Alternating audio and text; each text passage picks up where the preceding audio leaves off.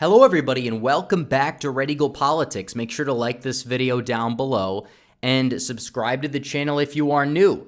So this is the last video of the year. It's been a great year, obviously. Wasn't necessarily as busy on the channel as it was, ahead of the 2020 election, but a lot of you guys stuck around and we're seeing a very, sizable increase in viewership towards the end of the year. And I'd like to thank you guys for that. And I think 2022 is going to be even better than 2021. The sky is the limit. It truly is. It's going to be great.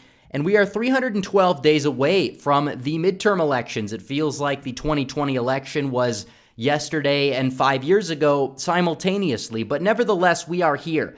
And I did my bold predictions video for the primaries. I said that I would do a bold predictions video for the general, and I will be doing that as well. There's a lot I could be talking about today. We could talk about the redistricting in Michigan, which is surprisingly solid for Republicans compared to what I thought, and then the disappointment from what we saw in a place like Missouri. There's a lot that's going on right now, and it's only going to get busier between now and the midterm elections, which means that not all of my content's going to be on my YouTube channel because we have a website now, and you guys are still going to get the ordinary amount of content, but if you don't want to miss the exclusive bonus content for just 16 cents a day, you're going to want to have to sign up at redeaglepatriot.com. You could join the Discord server right now. We have a couple articles and a video up there already, but in January, we're probably going to drop like 4 videos. It's going to be great. It's going to be epic. Merchandise imminent. It is coming soon, probably February. So do stay tuned for that, but it's going great so far on the website. We have well over 100 members right now. So I would encourage people to sign up. Make sure you get to be a part of that founding club because it's going to get to 200 pretty soon, and it's only going to go up from there. So make sure you don't miss the exclusive content.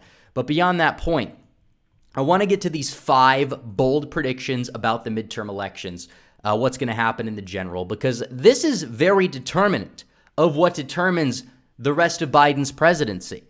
And it's going to be interesting to see exactly what happens. What's the margin going to be nationally? What is going to happen in a lot of these key races in swing states? Because we talk about things such as, immigration in the Southwest with the border crisis. So you talk about election integrity in a lot of these Midwestern swing states, as well as some of the Sun Belt swing states.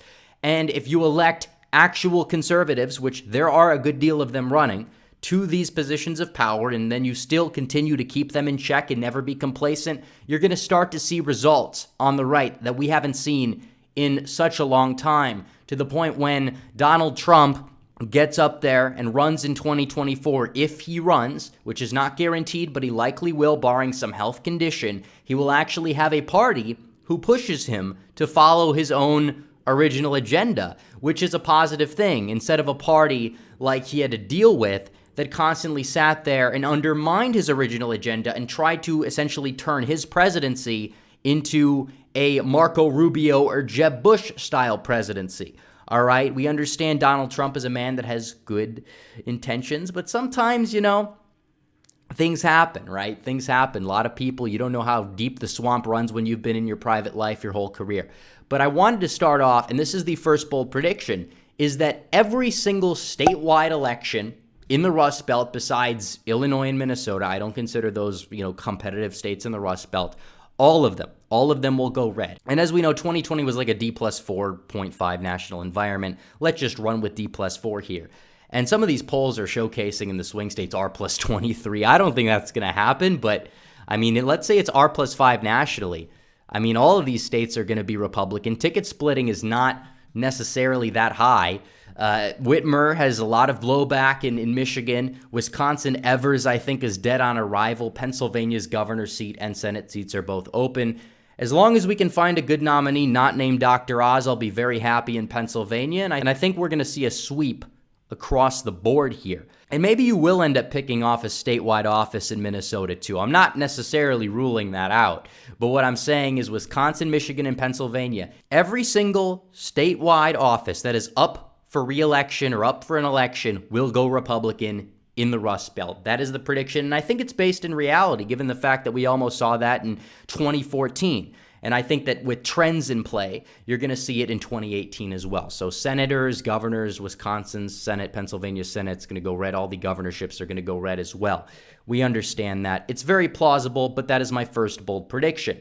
Number 2 is that the suburbs will vote redder than 2016 as the rural still move rightward. And we saw this in Virginia. Glenn Youngkin, is he going to be a good governor? I really do not have the highest hopes. Again, I get it, Republican in Virginia. I wanted him to win. Is he better than Terry ban white teachers McAuliffe? Obviously. I'm not going to say that his victory wasn't significant, because it was. But what I am saying is he is still a politician, part of the Carlisle group, was, a Bush acolyte back in the day, and he ran a Trumpian campaign, and he did run a good campaign, and he did focus on issues that mattered, and I want Republicans to focus on many of those issues, and they can win places like Virginia. But do I have the highest hopes for him? Not necessarily. As a governor, I do think he could be a run-of-the-mill Republican governor, but that's not really saying a whole lot. But I don't want to talk about Glenn Youngkin's future governorship. I want to talk about trends, and what did we see in Virginia, and what did we even see in California, and all these other elections, New Jersey. The rurals moved right significantly. Everywhere moved right, actually. It's an interesting map, but the rurals moved right. The suburbs move right as well. I think the suburbs are going to vote to the right of 2016. Possibly even in line with 2012 in some places, especially in the Rust Belt, because not all suburbs are created equal.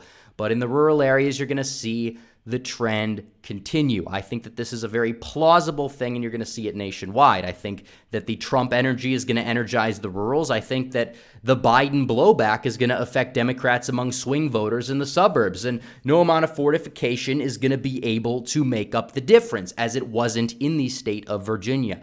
And that's what this red wave that we're going to see is going to bring to the forefront as well. So bold prediction number 3, Kari Lake is going to win Arizona by over 5.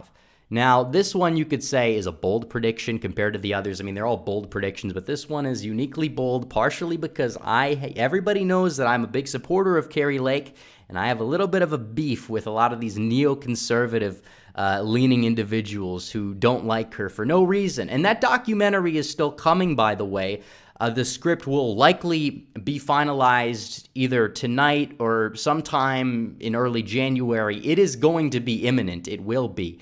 It's not going away. Script is probably 60% done. But what I will say is that it's very plausible. Just look at the national environment, all right? You talk about a national environment that will likely move to the right by, let's take a conservative estimate, no pun intended. Let's say it's going to move to the right by 5 points. Okay, Arizona automatically becomes R+4, R+5, all right? Overnight, it basically becomes that, to the point where we're sitting back here and we're saying, okay, well, Trump and Biden essentially is R+5. And it's probably going to be a wider shift to the right than that anyways. We're not seeing an R+1 electorate.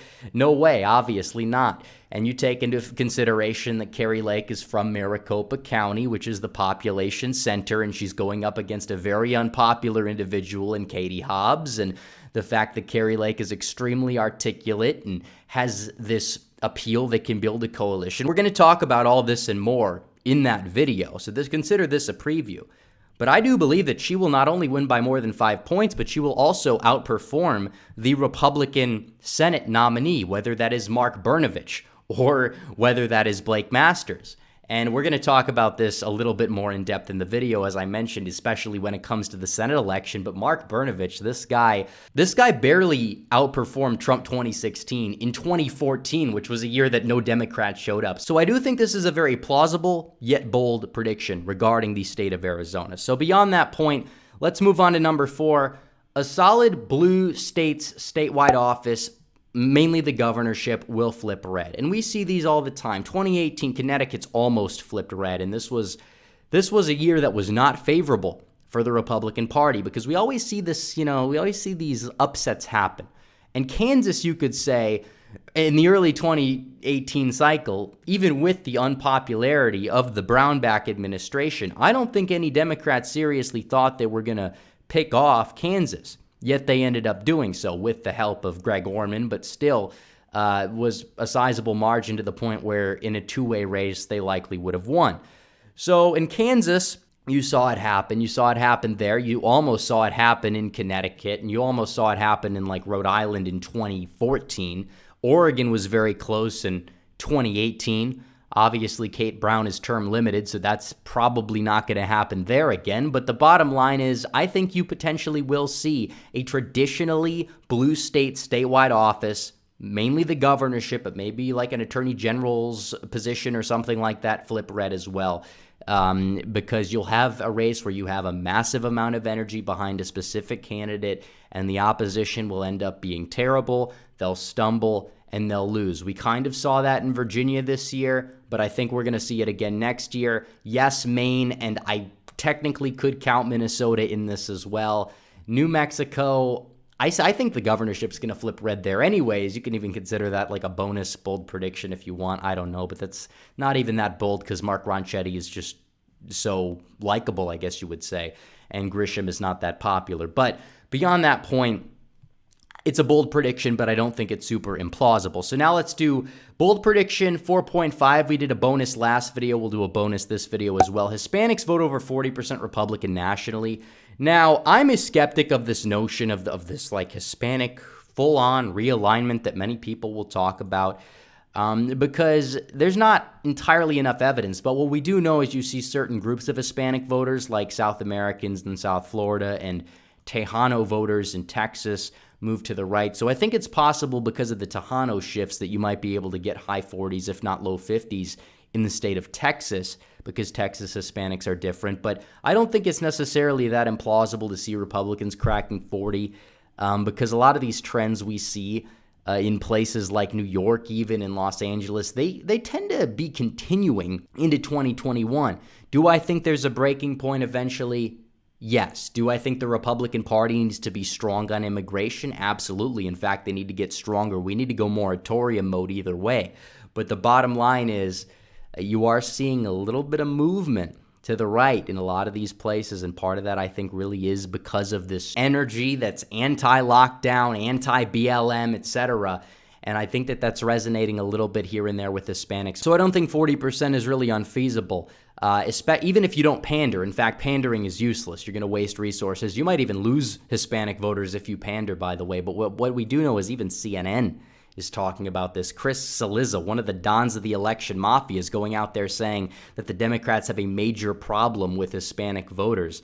And it's not looking good. It's really not. But beyond that point, let's get to number 5. Number 5 is that the generic ballot will be 2010/1994 levels. And there's always this myth that 1994 was like the Republican revival and they had a massive historic wave, which was true. But 2010 actually had a wider wave, both in terms of seat magnitude and percentage in the popular vote. But because Republicans held Congress 4 years before instead of like 50 years before, in terms of being the last time they held power, it didn't necessarily mean as much, but it was a wider wave. And I think you're going to see a wave that's comparable to this, if not even wider, although you will see less of a seat change in our favor. As you can see here, the Republicans won the generic ballot by what looks to be a whopping 6 to 7 points. I think you may see that again, but because of polarization, because the red areas are going to get redder and the blue areas are going to get bluer, you're going to see less flips. You're not going to see 63 flips. You might see 40-some flips. I think that's plausible, but you're not going to see 63. So that's the last bold prediction. We're headed for a 2010/1994 wave because of Biden's incompetency. However, the seat magnitude might be a little bit less than wave years in the past, but it doesn't matter. It's going to be a good election if we make it one. Everybody has to get involved. You have to campaign. You have to poll watch. Keep that in mind after last cycle.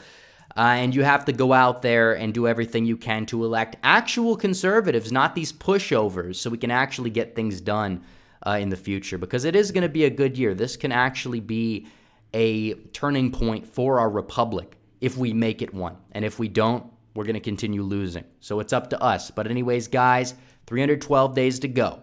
Thank you guys for watching this video. Like this video down below, comment down below, subscribe to the channel, hit the bell for notifications so you never miss another video. Follow me on social media. The links are all in the description down below. And join the website, redeaglepolitics.com. It's in the pinned comment. You get all those benefits, 16 cents a day. You don't want to miss out.